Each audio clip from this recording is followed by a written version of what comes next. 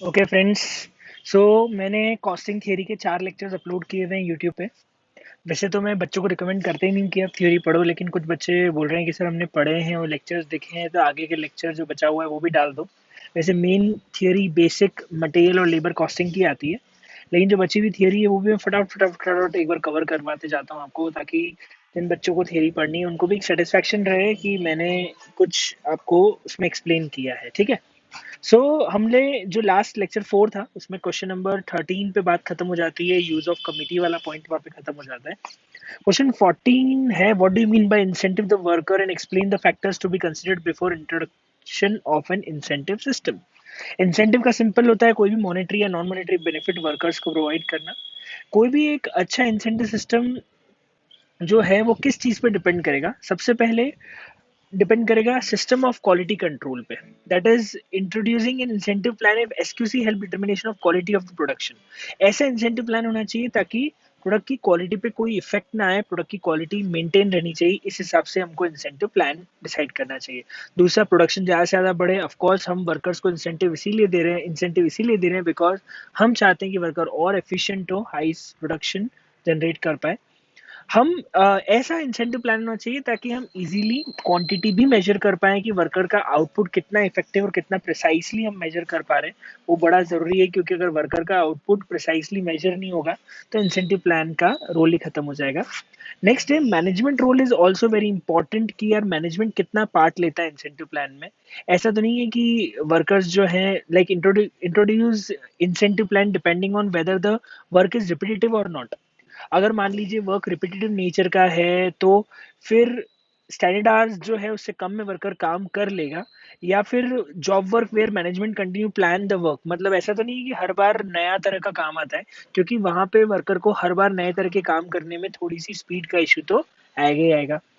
Workers के efforts भी देखने पड़ेंगे, क्या इंसेंटिव प्लान से वर्कर के एफर्ट्स इंक्रीज हो रहे हैं या नहीं हो रहे हैं। अगर नहीं है तो फिर इंसेंटिव प्लान का मतलब ही नहीं है।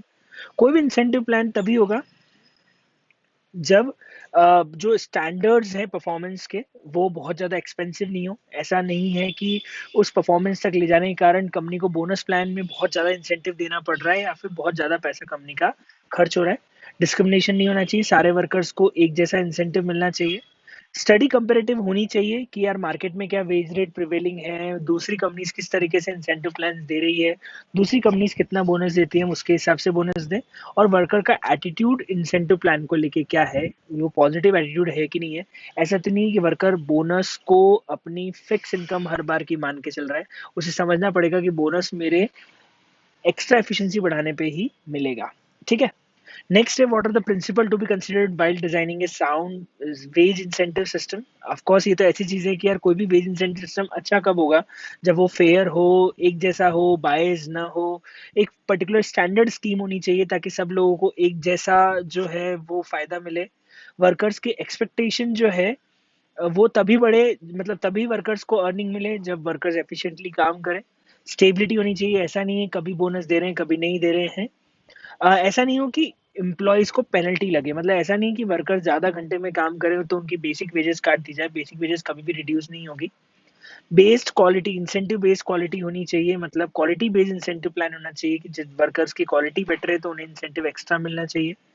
कंपनी के पास एडिक्वेट रिसोर्सेज हो ताकि वो मेजर कर पाए कि ऐसा तो नहीं है कि वर्कर्स का आइडल टाइम हो रहा है या वर्कर्स बेचारे काम नहीं कर पा रहे हैं बिकॉज इंटरप्शन हो रहा है प्रोडक्शन में, तो उसकी प्रॉपर रिसोर्सेज अवेलेबल होने चाहिए, कॉस्ट मिनिमम होनी चाहिए, मोराल वर्कर्स का बढ़ना चाहिए। इंसेंटिव प्लान से और गारंटीड वेजेस तो देनी ही पड़ेगी। ठीक है। अब मैं आपको बता दूं, ये क्वेश्चन 16 आप मत करना, नॉट इंपॉर्टेंट। ऊपर जो पॉइंट पढ़े वही इसमें कवर्ड है। इवन टाइम रेट और पीस रेट सिस्टम भी आप नहीं करोगे तो चलेगा, क्योंकि क्या हुआ है कि अभी आईसीआई ने सारे इंसेंटिव प्लान मोस्टली हटा दिए। अब सिर्फ 2-3 प्लान बचे हैं, हाल से रोहन, बाकी सारे प्लान हटा चुकी है। जैसे स्ट्रेट पीस वर्क है तो क्वेश्चन 17, 18, 19 सब मैं आपको कट करवा देता हूँ। ये क्वेश्चन 20 करने ही नहीं। टेलर प्लान, मेरिक प्लान, ये सब हट चुके हैं, अब सिलेबस में नहीं है। गैंटास भी सिलेबस के अंदर नहीं है। इमर्सन भी अब सिलेबस के अंदर नहीं है। इवन बुडॉक्स भी सिलेबस के अंदर नहीं है। हालसे प्लान सिलेबस के अंदर है, तो हालसे प्लान को लेके मैं थियरी पूरी बता चुका हूँ। हालसे प्लान के मैं आपको फॉर्मूला भी लिखवा चुका हूँ। रोवन प्लान सिलेबस में है तो ये फॉर्मूला मैं ऑलरेडी बता चुका हूँ। ये मैं आपको ऑलरेडी, ग्रुप सिस्टम मत करना, छोड़ दो, क्योंकि अब वो भी कोई काम का नहीं है। ग्रुप बोनस प्लान आप हटा सकते हो। ये सारा हटा दीजिए। हाँ, ये एक बार कर लेना कि प्रॉफिट शेयरिंग और को पार्टनरशिप स्कीम क्या होती है। बड़ा सिंपल है कि वर्कर को हम प्रॉफिट शेयर दे रहे हैं। देखो कई बार ऐसा होता है, कंपनीज ये बोलती है कि ओवरऑल कंपनी का प्रॉफिट का 10% जो है वो वर्कर्स के बीच में बोनस बटेगा।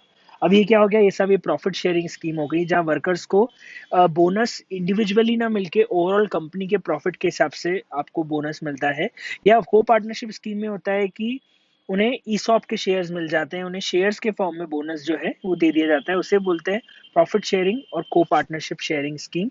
और इसके एडवांटेज की बात करें तो साहब, प्रॉफिट शेयरिंग में फ़ायदा यही है कि साहब एक तो प्रॉफिट बढ़ेगा तो वर्कर बाय डिफ़ॉल्ट एफिशिएंसी बढ़ाएंगे, तो प्रॉफिट बढ़ेगा तो वर्कर्स का बोनस भी बढ़ेगा। लेबर टर्नओवर नहीं होगा, बिकॉज अगर आप को पार्टनरशिप स्कीम में जाते हो और कंपनी को आप शेयर कंपनी के शेयर्स एम्प्लॉयज को मिलेंगे तो छोड़ के नहीं जाएंगे। बेटर टीम और कॉपरेशन होगा, क्योंकि ओवरऑल कंपनी के प्रॉफिट के बेस पे किसी इंडिविजुअल वर्कर के बेसिस पे बोनस डिसाइड नहीं होगा। अगर कंपनी का प्रॉफिट किसी भी कारण से रिड्यूस हुआ, चाहे वो वर्कर की गलती ना हो, तो भी वर्कर को बोनस नहीं मिलेगा। ये बहुत बड़ा डिसएडवांटेज है। अब ये हो सकता है कई बार है ना, ये डिससेटिस्फेक्शन हो जाता है, बिकॉज प्रॉफिट जो है वो वर्कर्स और अदर फैक्टर्स पे भी डिपेंड करता है। तो मैंने ये बोला कि अगर अदर फैक्टर्स प्रॉपर वर्क नहीं करेंगे तो बेचारे वर्कर्स को नुकसान हो जाएगा। प्रॉफिट डिक्लेरेशन चेंज हो सकता है कंपनी जानबूझ के प्रॉफिट कम डिक्लेयर करे ताकि वर्कर्स को बोनस ना देना पड़े। वर्कर्स को हमेशा एक डाउट रहेगा कि यार कंपनी का प्रॉफिट कम हुआ तो मेरा बोनस कम होगा, तो हो सकता है कंपनी धांधली करे और प्रॉफिट को कम करने की कोशिश करे। ठीक है। What are the ways to calculate worker share in net profit मत करना, छोड़ देना। Descriptive consider in deciding methods of fixation और रेम्यूनरेशन, हाँ ये भी मत करना, क्योंकि अब ये इंसेंटिव प्लान्स किसी काम के नहीं है।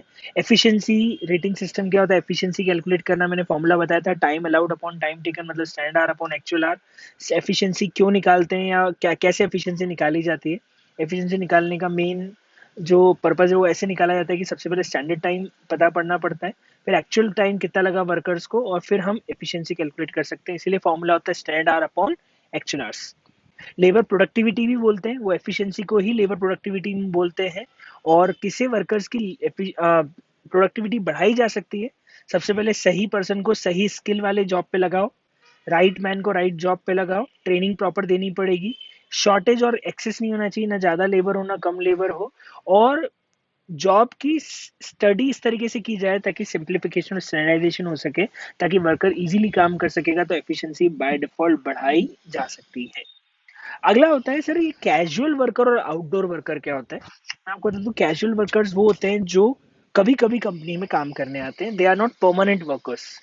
ये जो वर्कर्स हैं, ये वर्कर्स रेगुलर नेचर के नहीं है, और इनको जब भी रिक्वायरमेंट होती है तब शॉर्ट ड्यूरेशन के लिए वर्कर्स को कंपनी में बुलाया जाता है। ऐसे वर्कर्स को हम बोलते हैं कैजुअल वर्कर्स। और ऑफ कोर्स इनकी कॉस्ट को भी लेबर कॉस्ट ही माना जाता है, और अगर ये इनडायरेक्ट लेबर है तो इन्हें ओवरहेड्स माना जाएगा, तो इनका ट्रीटमेंट तो नॉर्मल वर्कर्स की तरह ही होता है। एक होता है आउटडोर वर्कर्स। आउटडोर वर्कर्स कौन से होते हैं, जो वर्कर्स एट होम काम कर रहे हैं, या जो वर्कर कंपनी की साइट पे किसी कस्टमर की साइट पे जाके काम कर रहे हैं, तो उन वर्कर्स को बोलते हैं आउटडोर वर्कर्स। और मैं बता दूं कि आउटडोर वर्कर्स के ऊपर रिजिड कंट्रोल लगाना जरूरी है, बिकॉज आउटडोर वर्कर्स कंपनी में काम नहीं कर रहे हैं, बाहर काम हो रहा है, तो ऐसा नहीं हो जाए कि वो चोरी कर ले। तो इसीलिए आपको प्रॉपर मटेरियल का रिकनसाइल करना पड़ेगा, उनके टास्क का कंप्लीशन बराबर चेक करना पड़ेगा, और इवन सरप्राइज चेक्स भी देखने पड़ेंगे ताकि आउटडोर वर्कर्स कोई धांधली या चोरी ना करे। अगला है what is job evaluation and what is merit rating. देखो सिंपल बात है, आज मुझे एक काम करवाना है, मैं देख रहा हूँ कि साहब इस पर्टिकुलर काम को कराने के लिए मुझे कितना पैसा देना चाहिए, मुझे किस तरह के स्किल की जरूरत पड़ेगी, किस तरह का वर्कर मुझे लगेगा। मतलब मैं उस जॉब को इवैल्यूएट कर रहा हूँ, I am assessing the job, that who is the right person for this job, how much I have to pay for this particular work, what skill I am required to do this, but yeah, what kind of skill company is required to perform this particular job. It is called job evaluation. यहाँ पे आदमी नहीं, उस particular job का assessment हो रहा है। आदमी आ गया और मैं आदमी का असेसमेंट कर रहा हूँ, तो उसको बोलते हैं मेरिट रेटिंग, कि सब आदमी कैसा है, उसकी क्या स्किल्स है, उसको कितना पैसा मिलना चाहिए, प्रमोशन मिलना चाहिए या नहीं मिलना चाहिए, सही वेजेस उसको मिलनी चाहिए या नहीं मिलनी चाहिए। That is called merit rating. तो जॉब इवेल्युएट कर रहा हूँ कि साहब इस जॉब के लिए कौन सा आदमी अप्रोप्रिएट रहेगा, कितना पैसा दूं, क्या रिस्पॉन्सिबिलिटी, क्या स्किल्स रिक्वायर्ड है, जॉब इवेल्युएशन। आदमी कितना पैसा दूं, उस आदमी की क्या वैल्यू है, उस आदमी को बोनस देना चाहिए, प्रमोशन देना चाहिए या उसको डिमोट कर दूं, मेरिट रेटिंग। ठीक है। अगला है टाइम एंड मोशन स्टडी। ये आप लोगों ने पढ़ा होगा बिजनेस स्टडीज के अंदर। टाइम स्टडी का मतलब होता है एक पर्टिकुलर काम को करने में कितना टाइम लग रहा है, उसको स्टैंडर्ड टाइम को फाइंड आउट करने को बोलते हैं टाइम स्टडी। मोशन स्टडी मतलब बड़ा सिंपल है कि अगर मैं कोई काम कर रहा हूँ तो उसको कैसे कम से कम मोशंस में कर सकूं, किसी काम को पर्टिकुलर कैसे अननेसेसरी मूवमेंट्स को एलिमिनेट किया जा सके, उसके लिए ऑब्जर्वर्स बैठाए जाते हैं जो देखते हैं कि इस काम में कौन से यूजलेस मोशंस का यूज हो रहा है, तो मोशंस में अवॉइड कर सकता हूँ, उसको हम बोलते हैं मोशन स्टडी। ये टाइम स्टडी और मोशन स्टडी बड़ी इंपॉर्टेंट है वर्कर की एफिशिएंसी को और बढ़ाने के लिए, अननेसेसरी और लेवल ऑफ एफिशिएंसी को बढ़ाने के लिए, अननेसेसरी मूवमेंट्स को कम करने के लिए, स्टैंडर्ड टाइम को फाइंड आउट करने के लिए, और वेजेस और इंसेंटिव प्लान्स को फाइंड आउट करने के लिए ये टाइम और मोशन स्टडी बड़ी इंपॉर्टेंट हो जाती है। तो ये हमारा लेबर कॉस्टिंग के जो क्वेश्चन है वो बता दिए, और इंपॉर्टेंट क्वेश्चन मैंने मार्क भी करवा दी। ठीक है, जो नहीं का इंपॉर्टेंट है वो हटवा दिए। ओवरहेड चैप्टर में थियरी आने के चांस बहुत कम है, क्योंकि इसके प्रैक्टिकल्स इतने आते हैं कि इसमें से थियरी बहुत रेयरली पूछेंगे, और इसकी मेजर थियरी प्रैक्टिकल में कवर हो जाती है। जैसे पहला है साहब, overheads fix variable same variable होते हैं, प्रैक्टिकल में ऑलरेडी बता चुका हूँ। कॉस्ट शीट में बताया था overheads factory administrating selling distribution भी होते हैं, even research and development overheads भी होते हैं। ओवरहेड तीन चीजों से मिलकर बनते हैं, भी कॉस्ट शीट में पढ़ाया था, indirect material, indirect labour and indirect expenses. Question 3 मत करना, क्वेश्चन 4 मत करना, पढ़ दिया ऊपर, क्वेश्चन 4 ऑलरेडी हो गया। ये काम का है cost allocation and cost apportionment, ये काम की चीजें, इसको जरूर करना। ये मैंने आपको बेस प्रैक्टिकल में बताया था। अलोकेशन मतलब जिस डिपार्टमेंट की कॉस्ट है उसे ही बांट रहे हैं, उसे दूसरे डिपार्टमेंट को नहीं दे रहे, मतलब डिपार्टमेंट 1 का डिपार्टमेंट 2 का अलग अलग इलेक्ट्रिसिटी बिल है तो वो अलोकेशन हो जाएगा। लेकिन रेंट को हम एरिया हिसाब से बांटते हैं, पावर के हिसाब से बांटते हैं, उसको बोलते हैं अपॉर्शनमेंट। एब्जॉर्प्शन मतलब हम अलग अलग ओवरहेड रेट से डिपार्टमेंट के ओवरहेड प्रोडक्ट में चार्ज करते हैं, जैसे per hour, per machine hour, per labour hour, prime cost, per unit, ऐसे जो हम ओवरहेड्स की रिकवरी करते हैं उसको हम नाम देते हैं एब्जॉर्प्शन। तो एक होता है अलोकेशन, एक होता है अपॉर्शनमेंट, और एक होता है एब्जॉर्प्शन। तीनों चीजें मैंने आपको ओवरहेड चैप्टर के प्रैक्टिकल में पढ़ाई थी। अगला है explain departmentalisation of overheads along with its advantage. Departmentalisation का मतलब होता क्या है, हमने ओवरहेड्स को प्लांट वाइज नहीं, डिपार्टमेंट वाइज ओवरहेड रेट निकाली, हर डिपार्टमेंट की ओवरहेड रेट अलग निकाली। और इसके ऊपर मैंने एक प्रैक्टिकल क्वेश्चन क्लास में कराया भी था मॉड्यूल का, कि अगर हम असेंबली डिपार्टमेंट, मशीन डिपार्टमेंट सबकी एक सिंगल ब्लैंकेट रेट निकालें तो अंडर रिकवरी ओवर रिकवरी बहुत ज्यादा आती है, लेकिन अगर डिपार्टमेंट वाइज रेट निकालें तो वही अंडर रिकवरी ओवर रिकवरी कम हो जाती है। उसका कारण बड़ा सिंपल है कि सारे डिपार्टमेंट एक जैसे नहीं होते हैं, सारे डिपार्टमेंट की सर्विसेज भी एक जैसी नहीं होती, सारे डिपार्टमेंट को सर्विस डिपार्टमेंट एक जैसे सर्विसेज नहीं देते हैं। इसीलिए डिपार्टमेंट वाइज ओवरहेड्स बांटना बहुत ही जरूरी हो जाता है। कोई प्रोडक्ट किसी डिपार्टमेंट की सर्विस ज्यादा लेता है तो दूसरा प्रोडक्ट किसी सस्ते डिपार्टमेंट की सर्विसेज ज्यादा रहता है, तो बेटर है कि आप डिपार्टमेंट वाइज ओवरहेड्स बांटिए। कौन कौन सी मेथड्स होगी ओवरहेड्स को निकालने की, मैंने बताया था। रॉ मटेरियल कॉस्ट पे ओवरहेड्स निकल सकते हैं, प्राइम कॉस्ट के परसेंटेज पे निकल सकते हैं, लेबर कॉस्ट के परसेंटेज पे, labour hour, machine hour, per unit. 6 अलग अलग बेस होते हैं ओवरहेड्स के। इवन एक्टिविटी बेस्ड कॉस्टिंग के अंदर भी मैंने ये चीज रिवीजन के अंदर बताई थी कि ओवरहेड्स की ट्रेडिशनल कॉस्टिंग में 6 बेस है, जिसके हिसाब से हम ओवरहेड्स को बांट सकते हैं। ओवरहेड रेट्स दो तरह की होती है, एक होती है एक्चुअल और प्री डिटरमाइंड। अगर बजटेड ओवरहेड रेट है तो वो हो जाती है प्री डिटरमाइंड, पहले से निकाल के रखते हैं। और actual overhead rate at the end of the year निकलती है, इसका यूज सिर्फ सप्लीमेंट्री रेट निकालने के लिए आता है। बेसिकली जो प्रोडक्ट में हम कॉस्ट चार्ज करते हैं वो हमेशा प्री डिटरमाइंड ओवरहेड रेट से ही करते हैं, नॉट फॉर एक्चुअल ओवरहेड्स कभी भी प्रोडक्ट से चार्ज नहीं होते हैं। सिंगल ब्लैंकेट रेट और डिपार्टमेंटल रेट भी बता चुका हूँ। सिंगल ब्लैंकेट रेट का मतलब होता है कि सब पूरी कंपनी का एक रेट हो जाता है, और डिपार्टमेंट मतलब हर डिपार्टमेंट के अलग अलग ओवरहेड्स होते हैं। Treatment of under recovery over recovery पूरी तरह से हम पढ़ चुके हैं प्रैक्टिकल के अंदर। 3 ट्रीटमेंट है, कैरी फॉरवर्ड कर लो, पीएनएल में डाल लो, या फिर सप्लीमेंट्री रेट से प्रोडक्शन कॉस्ट को चार्ज कर लो। मैं आपको बता चुका हूँ तीनों तरीके प्रैक्टिकल में कवर हो चुके हैं। एडमिनिस्ट्रेटिव ओवरहेड्स के भी अलग अलग बेस हो सकते हैं, वर्क कॉस्ट पे, कन्वर्जन कॉस्ट पे, सेल्स पे, जीपी पे, यूनिट्स पे, इन पे एडमिनिस्ट्रेटिव ओवरहेड्स निकल सकती है। ये काम का है क्वेश्चन कैपेसिटी लेवल्स का। ये नई चीज है जो मेरे को थ्योरी में डिस्कस करनी, बाकी सब तो प्रैक्टिकल के ही पार्ट थे। कितने तरह की कैपेसिटी होती है कंपनी में? एक कैपेसिटी का नाम होता है रेटेड कैपेसिटी। इसको मैं बोल सकता हूँ ऐसी कैपेसिटी जो थियोरेटिकल है। और ये थियोरेटिकल क्यों है कि साहब मैं 365 दिन 8 घंटे काम करूं तो मेरी जो कैपेसिटी आएगी उसको मैं मैक्सिमम कैपेसिटी रेटेड कैपेसिटी बोलूंगा। पर ये थियोरेटिकल इसलिए क्योंकि ऐसा हो ही नहीं सकता कि कंपनी 365 दिन काम करे, उसके यहाँ कोई ब्रेक डाउन ना हो, उसके यहाँ कोई छुट्टी ना हो, कोई हॉलीडे नहीं आए, कैसे हो सकता है? मतलब ये कैपेसिटी सिर्फ बुक्स में है, प्रैक्टिकली ये कैपेसिटी अचीवेबल ही नहीं है। दूसरी कैपेसिटी होती है प्रैक्टिकल कैपेसिटी। ये कैपेसिटी जो हमारी मैक्सिमम कैपेसिटी है, उसमें से जो भी normal repair, Sundays, holidays in सबको माइनस करके आती है। कि जब आप 365 दिन में से मान लेते हैं 30 दिन वर्कर छुट्टी लेंगे या 30 दिन काम नहीं होगा, 8 घंटे काम नहीं होगा, कभी 10 घंटे काम नहीं होगा, जो भी है उन सबको रिड्यूस करने के बाद जो कैपेसिटी आती है प्रैक्टिकल है। ये अचीवेबल कैपेसिटी के साथ इतनी कैपेसिटी कंपनी जनरली काम कर सकती है।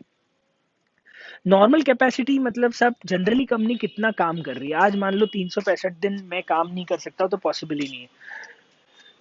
छुट्टियां भी काट लो तो 330 दिन में काम कर सकता हूँ, लेकिन क्या हम एक्चुअली 330 दिन काम कर रहे हैं? पिछले 4 साल 5 साल के ट्रैक रिकॉर्ड को देखो और ये देखो क्या हमारे बिजनेस साइकिल में हमने एक्चुअली 330 दिन काम किया है? नहीं।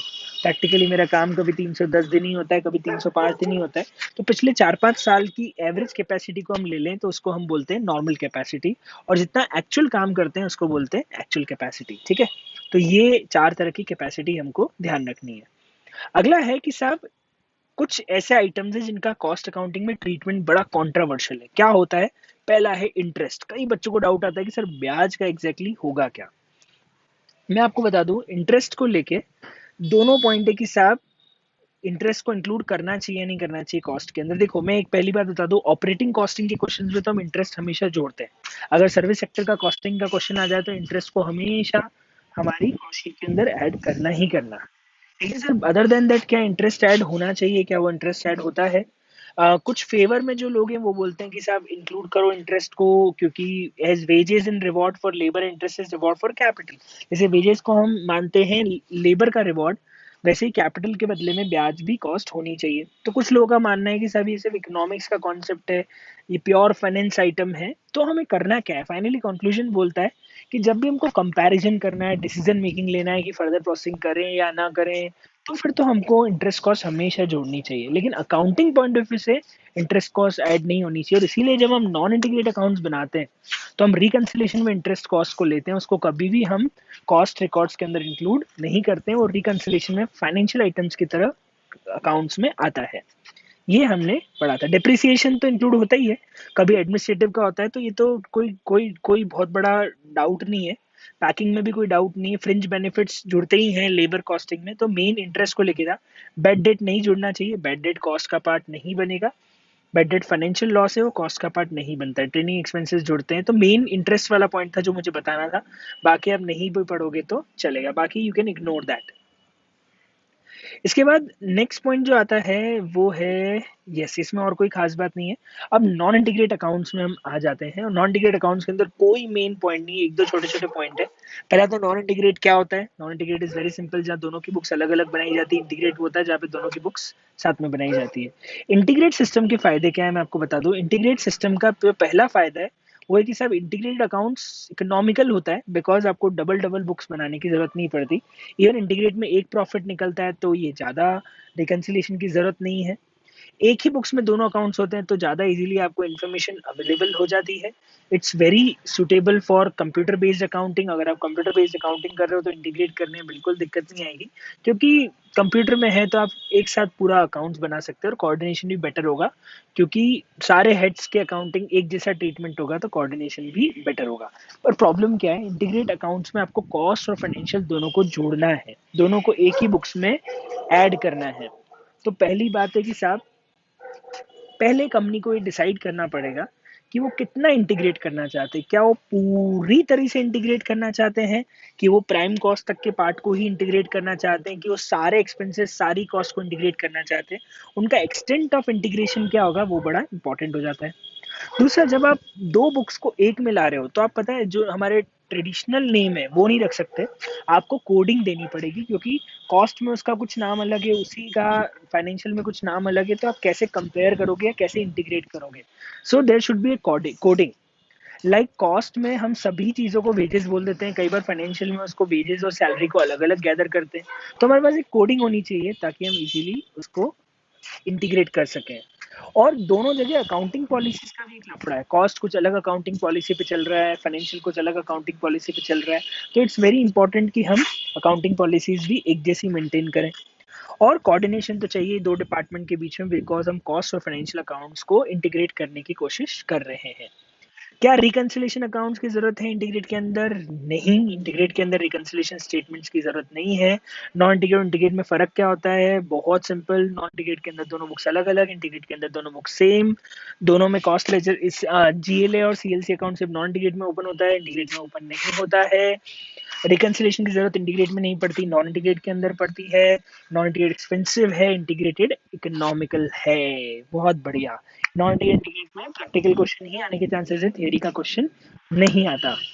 जॉब एंड बैच कॉस्टिंग मैंने एक वीडियो बना दिया था, उसके अंदर ये सब समझा दिया था कि ईबीक्यू क्या होता है। एक वीडियो यूट्यूब पे अलग से डला हुआ है जॉब और बैच कॉस्टिंग को लेके, वो ईबीक्यू का है। कॉन्ट्रैक्ट कॉस्टिंग बिल्कुल भी करने की जरूरत नहीं, इसमें प्रैक्टिकल क्वेश्चन ही आता है। कोई अलग से थियरी क्वेश्चन कॉन्ट्रैक्ट कॉस्टिंग में नहीं आता है। कॉस्ट प्लस कॉन्ट्रैक्ट मैंने क्लास में कराया था, वही है, कुछ खास इसके अंदर कॉन्ट्रैक्ट कॉस्टिंग में नहीं है। एस्केलेशन क्लॉज कई बार थियरी में आ जाता है, तो मैंने इसको भी प्रैक्टिकल के अंदर कवर कर दिया था, तो देयर इज नो रिक्वायरमेंट कि इसके लिए हमको थियरी अलग से पढ़नी पड़े। ऑपरेटिंग कॉस्टिंग में कुछ भी प्रैक्टिक थियरी नहीं आती है, प्रैक्टिकली प्रैक्टिकल आता है सब कुछ। कोई थियरी ऑपरेटिंग कॉस्टिंग में नहीं पूछते। एक चीज आ सकती है कॉस्ट यूनिट को लेके ऑपरेटिंग कॉस्टिंग के अंदर, कि बस की कॉस्ट यूनिट क्या होती है, टैक्सी की कॉस्ट यूनिट क्या हो सकती है, वो आ सकता है। प्रोसेस के अंदर भी कोई थियरी नहीं आती है, प्रैक्टिकली आया है इतने सालों के अंदर। एक आ सकता है concept of equivalent production units का, तो उसमें सिंपल है, मैंने बताया था कि अगर 50% कंप्लीट है तो हम आधी यूनिट्स मान लेंगे। जॉब और प्रोसेस कॉस्टिंग में डिफरेंस है। जॉइंट बाय के अंदर एक क्वेश्चन बन सकता है, मैं आपको बता दूं कौन सा। मेथड्स ऑफ अपॉर्चनमेंट तो नहीं आएगा, लेकिन हाँ ट्रीटमेंट ऑफ बाय प्रोडक्ट जरूर एक अच्छा पॉइंट है, जो कि जॉइंट बाय के अंदर थियरी क्वेश्चन में आ सकता है कि सब बाय प्रोडक्ट का ट्रीटमेंट क्या हो सकता है। पहला केस है, अगर बाय प्रोडक्ट की बहुत ही स्मॉल वैल्यू है तो उसे जॉइंट कॉस्ट में बांटो ही मत, उसकी अदर इनकम मान के सीधे पीएनएल में डाल दो। मतलब कॉस्ट में कोई एडजस्टमेंट ही मत करो बाय प्रोडक्ट की सेल वैल्यू का, पूरी की पूरी कॉस्ट मेन प्रोडक्ट की मान लो और बाय प्रोडक्ट को सीधे पैसे को पीएनएल में डाल दो, कॉस्ट में कोई एडजस्टमेंट करो ही मत। दूसरा है, अगर बाय प्रोडक्ट कंसिडरेबल वैल्यू का है तो पहला ट्रीटमेंट तो ये हो सकता है कि आप जॉइंट प्रोडक्ट और बाय प्रोडक्ट को वैसे ही बांटो जैसे दोनों जॉइंट प्रोडक्ट हो। मतलब अगर बाय प्रोडक्ट की अच्छी खासी वैल्यू है तो उसे जॉइंट प्रोडक्ट की तरह ही ट्रीट किया जा सकता है। तीसरा है, अगर बाय प्रोडक्ट की फर्दर प्रोसेसिंग है और वो स्मॉल वैल्यू का है, मतलब उसको फर्दर प्रोसेस भी करना पड़ रहा है और वो स्मॉल वैल्यू का भी है, तो इन दैट केस आप ये ट्रीटमेंट कर सकते हो। तो जो बाय प्रोडक्ट स्मॉल वैल्यू का है तो वन जैसा हो जाएगा, और कंसिडरेबल वैल्यू का है तो फर्दर प्रोसेसिंग में भी सेम होगा, अलग से ट्रीटमेंट नहीं है। अगर बाय प्रोडक्ट खुद अंडरटेकिंग यूज कर लेती है तो जितने का उसका रिप्लेसमेंट कॉस्ट है उतना उसको कॉस्ट बांट दिया जाए और उतनी रिप्लेसमेंट प्राइस उसको प्रोसेस अकाउंट में क्रेडिट कर दी जाए। मान लीजिए बाय प्रोडक्ट जो है वो फॉर एग्जांपल अपन ऐसे मान लेते हैं कि मैं खुद यूज कर रहा हूँ अगेन अपने ही प्रोडक्शन में, तो जितने का वो मुझे मार्केट से पड़ता उतना मैं उसका स्क्रैप ट्रीट करके उसे जॉइंट कॉस्ट में से माइनस कर दूंगा, तो उतना उसकी स्क्रैप वैल्यू मान के उसको मैं जॉइंट कॉस्ट में से रिड्यूस कर दूंगा। ये सिंपल ट्रीटमेंट है बाय प्रोडक्ट का, ठीक है। तो एक ट्रीटमेंट तो होगा कि बहुत स्मॉल वैल्यू तो पेंडेंट में डाल दो, अच्छी खासी वैल्यू तो उसे मेन प्रोडक्ट की तरह ट्रीट कर लो, या फिर एक तरीका है उसको स्क्रैप की तरह भी ट्रीट किया जा सकता है। ये तरीका फॉलो कर सकते हैं। स्टैंडर्ड कॉस्टिंग के अंदर थियरी क्वेश्चन अगेन सिर्फ एक बन सकता है, और वो कौन सा है मैं आपको बता दूं। एडवांटेज ऑफ स्टैंडर्ड नहीं बनेगा क्वेश्चन, मेरे हिसाब से नहीं बनेगा, नहीं इसमें से कोई मेन क्वेश्चन नहीं बनेगा। इवन मार्जिनल से भी कभी थियरी क्वेश्चन नहीं आता है, हमेशा प्रैक्टिकल आता है। मार्जिनल कॉस्टिंग वैसे जो भी थियरी है वो सब मैं ऑलरेडी बता चुका हूँ, फॉर्मूले हैं बहुत सारे, कैरेक्टरिस्टिक्स है मार्जिनल कॉस्टिंग के, वो भी कुछ खास नहीं है। इसमें ये लिखा हुआ है कि साहब सारी कॉस्ट को फिक्स और वेरिएबल में बांटते हैं, मार्जिनल में सेमी वेरिएबल कॉस्ट नहीं होती। मतलब मार्जिनल में हम जब भी फॉर्मूला अप्लाई करते हैं हमेशा हम ये मान के चलते हैं कि यार फिक्स्ड और वेरिएबल दो ही कॉस्ट है। दूसरा, value of finish goods and WIP is comprise only of marginal cost. ये हमारे मार्जिनल वर्सेस एब्जॉर्प्शन पॉइंट का है कि साहब हम लेबर कॉस्ट जितना भी प्रोडक्ट कॉस्ट होती है उसको सिर्फ मार्जिनल कॉस्टिंग में मार्जिनल कॉस्ट पे लेते हैं, वेरिएबल कॉस्ट पे लेते हैं, फिनिश फिक्स कॉस्ट को हम हमेशा कंट्रीब्यूशन में से चार्ज करते हैं। ये वो पूरा का पूरा एब्जॉर्प्शन वर्सेस मार्जिनल कॉस्टिंग वाला एक लेक्चर डला हुआ है, उसमें सारे पॉइंट डिस्कस हो जाते हैं। आई होप आपने वो लेक्चर देख लिया होगा। एमओएस क्या होता है, कुछ खास नहीं है। बजट की बात करूं तो बजटिंग में बेसिक तो सब सेम है, बेसिक में कुछ भी ऐसा मुझे बताने लायक नहीं। एक नया पॉइंट आता है जिसको हम बोलते हैं जीरो बेस बजटिंग, और इसके ऊपर एग्जाम में क्वेश्चन आया हुआ भी है। इसको बोलते हैं ZBB, जीरो बेस बजटिंग। और क्या होता है जीरो बेस बजटिंग? एक ये बजट में यही ऐसा पॉइंट है जो मेरे बताने का है, और बेसिक कॉन्सेप्ट में ऑलरेडी शायद शुरू में बता चुका हूँ, तो ये बेसिक अलग से कोई बताने की जरूरत नहीं है। तो ये लास्ट टॉपिक है जो मैं बता रहा हूँ थियरी के अंदर, इतना काफी है। बेसिक कॉन्सेप्ट और भी कुछ होगा तो बता देता हूँ मैं। 1 मिनट पहले ये बंद हो गया है, मैं चालू कर देता हूँ इसको वापस। 1 minute. Okay, yes. Zero based budgeting क्या होता है, बाकी सब बजट क्या होता है, उसके एडवांटेज डिसएडवांटेज है, नॉट इम्पोर्टेंट, एग्जाम में जाने के चांसेस बहुत कम है। ये एक नया पॉइंट है, इसका कोई प्रैक्टिकल नहीं है, तो ये एग्जाम में आ सकता है। जेडबीवी, मैं आपको बता दूं जेडबीवी का कॉन्सेप्ट क्या है, बहुत सिंपल। जेडबीवी का मतलब ये है कि साहब, आपके फादर ने आपको बोला कि यार पिछले महीने बेटा मैंने कितने पैसे तेरे अकाउंट में डाले थे, आपने बोला 10,000 रुपए, तो इस बार भी तुझे कितना खर्चा आएगा, वो बोले पापा ऑफकोर्स 10,000 ही आएगा, क्योंकि पिछली बार भी आपने 10,000 ही दिए थे। पापा ने आपको 10,000 रुपए आपके खाते में डाल दिए। एक्चुअली आपको खर्चा 8,000 ही आता है, लेकिन पापा हर बार अगर 10,000 डालते तो हम लगाती हुई लक्ष्मी को कैसे ठुकरा सकते। तो हम 2,000 रुपए के फालतू एक्सपेंसेस करते थे, क्योंकि पापा तो 10,000 डालेंगे, क्योंकि पिछले महीने भी 10,000 ही डाले। इसको हम बोलते हैं ट्रेडिशनल बजटिंग, जहाँ पे कंपनी क्या करती है, पिछले साल के बजट्स में छोटा मोटा इंक्रीमेंट करके नया बजट बना देती है कि साहब पिछली बार इतना फंड अलोकेट हुआ था, तो इस बार भी हम इतना फंड, इतना बजट अलोकेट कर देते हैं। लेकिन पॉइंट ये है कि साहब इसमें एक प्रॉब्लम है, वेस्टेज हो रहा है साहब। जो गलती आपने पिछले महीने की फालतू फंड वेस्ट किया, आप इस बार भी वो फालतू फंड वेस्ट करोगे, क्योंकि बजट में पास हुआ है, क्योंकि पिछले साल के बजट को देख के ही इस बार का बजट बन रहा है। लेकिन अगर इसकी जगह उल्टा हो जाए और ये हो जाए कि फादर आपसे ये पूछे कि चल मुझे बता तेरा 10,000 खर्चा एग्जैक्टली कहाँ का हो रहा है, तो आप शायद पूरी कॉस्ट जस्टिफाई नहीं कर पाओ और पापा आपका बजट कट कर दे, क्योंकि आप जस्टिफाई नहीं कर पाओगे। क्योंकि हर चीज का जस्टिफिकेशन ये सोच के माना जा रहा है कि इसके पहले कोई बजट था ही नहीं।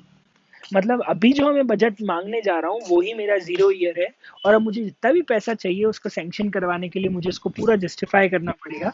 इसको हम नाम देते हैं zero base budgeting. Means consider the year as 0 year, forget the past. जो पुराना बजट या पिछले साल आपने बजट पास कराया था सब भूल जाओ, और जो करंट ईयर है उसे ही 0 ईयर मान के आपको बजट तैयार करना है। मतलब हर कॉस्ट का जस्टिफिकेशन होगा, हर कॉस्ट के लिए पूछा जाएगा कि ये कॉस्ट क्यों लगाई जा रही है। इसको हम नाम देते हैं ZBB। क्लियर है, जीरो बेस बजटिंग। डिफरेंस है जीरो बेस और ट्रेडिशनल बजटिंग में यही है। और फिक्स और फ्लेक्सिबल बजट में ऑलरेडी क्लास में करवा चुका हूँ। फिक्स बजट में हम कॉस्ट को बांटते नहीं है फिक्स वेरिएबल के अंदर, जबकि फ्लेक्सिबल बजट में कॉस्ट सारी बटी हुई रहती है फिक्स वेरिएबल में बिहेवियर वाइज। फ्लेक्सिबल बजट को इजीली हम चेंज कर सकते हैं, फिक्स बजट को हम वॉल्यूम ऑफ क्वांटिटी के हिसाब से चेंज नहीं कर सकते। तो ये है difference between fix and flexible budget. I think इसके बाद तो बेसिक कॉन्सेप्ट है, ये मैं आपको शुरू में ही करा चुका हूँ। ये 2 बार आ गया क्या, एक मिनट मेरे को चेक करने दो। शुरू में नहीं आया था क्या, स्टार्टिंग कहाँ से हुआ था लेक्चर? ओके, अब बेसिक मैंने करा दिया आई थिंक। बेसिक नहीं हुआ है क्या? बेसिक कॉन्सेप्ट्स भी इजी हैं, पर मेजरली ये कॉस्ट क्या होती है, कॉस्टिंग क्या होते हैं। इसमें जो मेन पॉइंट है वो बताया था मैं, क्या क्या क्वेश्चन आपको करने हैं एक बार पढ़ लेना, कोई खास बात नहीं है। मैं बेसिक कॉन्सेप्ट की थ्योरी इसलिए नहीं कर रहा हूँ क्योंकि बहुत ही आसान है। क्या क्या क्वेश्चन इसमें से कर लेना मैं आपको बताते जाता हूँ। एक तो कॉस्ट कॉस्ट अकाउंटिंग मत करना, कोई मतलब नहीं, ये काम का है। कॉस्ट सेंटर्स, ऑब्जेक्टिव और कॉस्ट बेकार है, ये काम का है। Cost control and cost reduction, ये जरूर करना। उसके बाद फाइनेंशियल और कॉस्ट अकाउंटिंग में डिफरेंस मत करना, मैनेजमेंट अकाउंटिंग मत करना, एडवांटेज मत करना, इंपॉर्टेंस भी मत करना, ये कर लेना। 12 what are the factors considering before installing coding system. Cost का क्लासिफिकेशन करने की जरूरत ही नहीं, ऑलरेडी मैं बेसिक में बता चुका हूँ। बिहेवियर वाइज क्लासिफिकेशन करने की जरूरत नहीं है, ये कर लेना। प्रीडिटरमाइंड कॉस्ट, इम्प्लिसिट कॉस्ट, ये क्या होती है, और एक मेथड्स ऑफ कॉस्टिंग क्या होता है, ये बहुत काम का है। टेक्निक भी काम की है। और इसके बाद एक्सप्लिसिट कॉस्ट ऊपर कवर हो गया, करने की जरूरत नहीं। हाँ, ये जरूर करना, प्रॉफिट सेंटर और इन्वेस्टमेंट सेंटर क्या होता है। और फाइनली कॉस्टिंग में क्या किसकी कॉस्ट यूनिट होती है, बस इतना कर लेना। इसके अलावा आपको कुछ भी नहीं करना है। तो ये हमारी थियरी के नोट्स मैंने फर्स्ट लेक्चर के नीचे डिस्क्रिप्शन में दिए थे, और ये मेरा जो बचा हुआ लेक्चर था छोटा सा, ये मैंने खत्म कर दिया। कॉस्टिंग थ्योरी भी खत्म हो गई है। Even I am not recommending कि आप एग्जाम के पहले कॉस्टिंग थ्योरी वापस पढ़ो, लेकिन अगर आप पढ़ रहे हो ये मान के कि मेरा प्रैक्टिकल वीक है, तो फिर उसके लिए मैंने लेक्चर जो है एक और आपको दे रहा हूँ। ठीक है, बाय बाय।